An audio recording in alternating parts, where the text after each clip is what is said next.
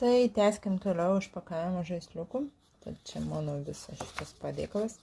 Dabar išpakuokim ir pažiūrėkim, kas čia gavosi.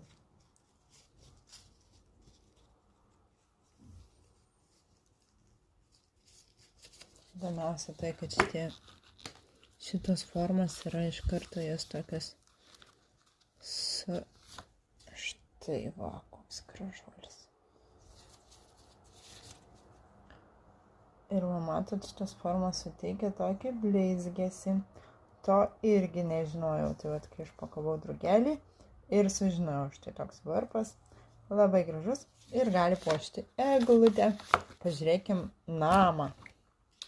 Taigi namas buvo irgi labai įdomus. Kūriau įdomiai taip. Pažiūrėkim, kas čia gavosi. Buvo idėja padaryti langus ir žiūriu, kad visai čia gavosi mano ta idėja. Tai štai čerpės padariau, langus padariau ir štai toks gražus namukas gali puošti eglutę. Tikrai labai smagiai gausi. Ir idėja mano irgi pavyko. Pažiūrėkim, žinot ką? Pažiūrėkim šitą sausainį. Sausainis turėjo būti su juodom akim, bet jis greičiausiai gavosi su akiniais. Pažiūrėkim.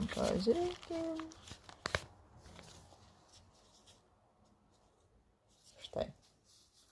Sausainis gavosi su akiniais, o ne su juodom akim. Sagutės raudonas ir labai faina, kad šitą forma suteikia tokį žėrėjimą. Tikrai labai fainas. Einam toliau. Besmegenis.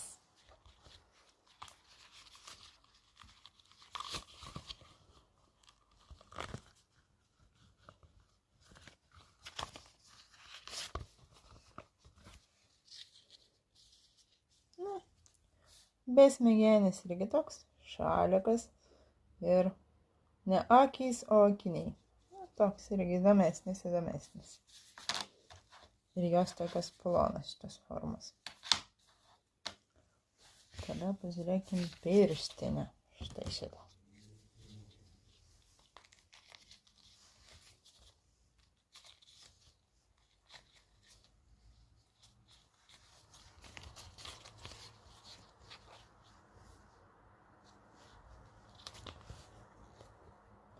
Nenori pirštinė.